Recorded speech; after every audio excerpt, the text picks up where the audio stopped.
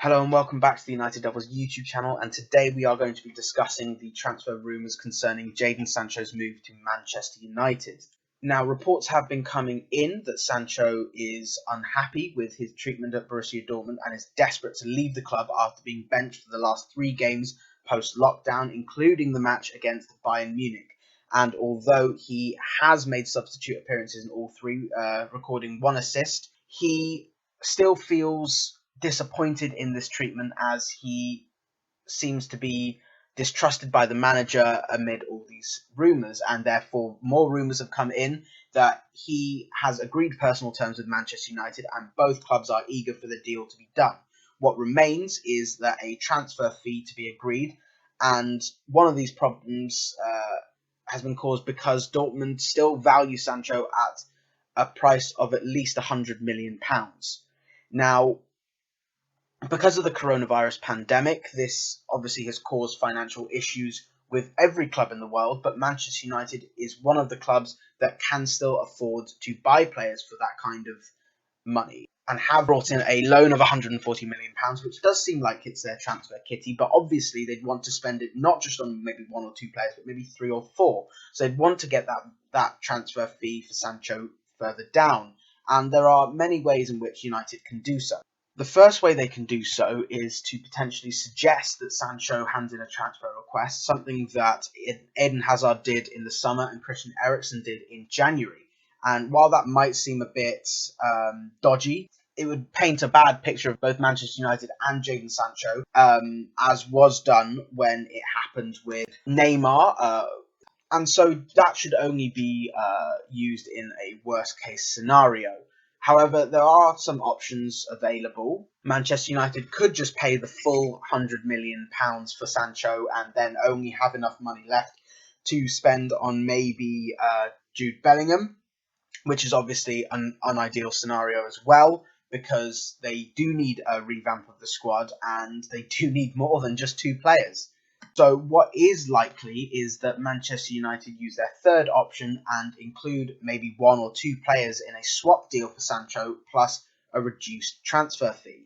And one of the players that have been thrown about is Alexis Sanchez, obviously set to return to Manchester United after his loan deal to Inter expires.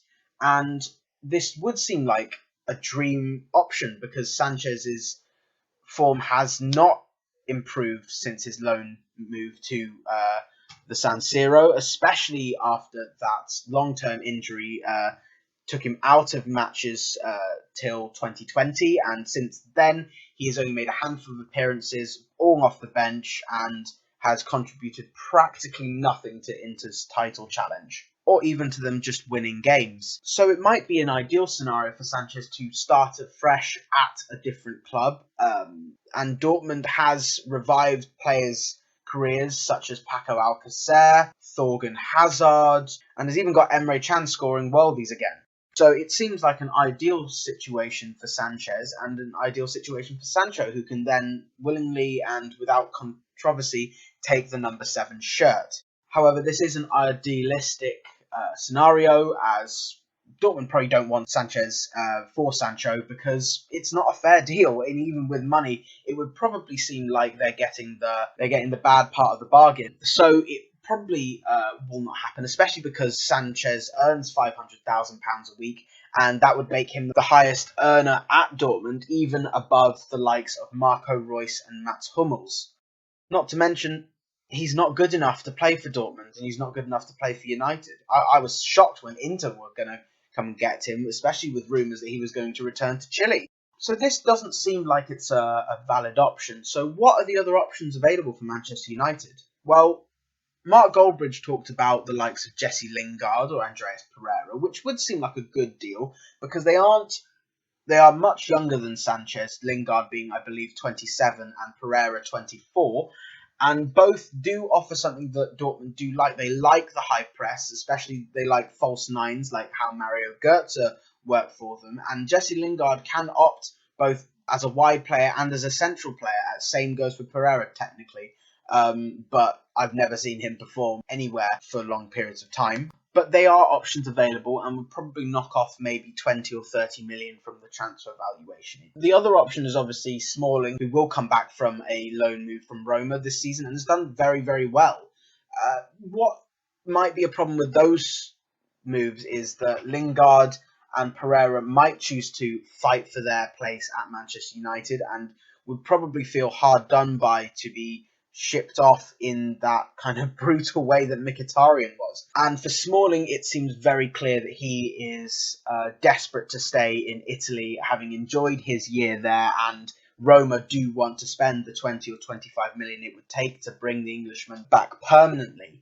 So there is another option that Manchester Evening News has brought up, is to send Dean Henderson on loan to Borussia Dortmund. Of course, Dean Henderson has been playing for Sheffield United for the last 2 years and has been playing exceptionally well for them and has advanced from a Championship keeper to a Premier League keeper and has kept the second most clean sheets in the Premier League with 10 this season and has kept 25 since the beginning of last. So this would be a definite move up for Dean Henderson, as he would move to Borussia Dortmund, who would be playing regular European football, as well as competing against some of the best German sides, like, of course, Bayern Munich, Red Bull Leipzig, and Bayer Leverkusen.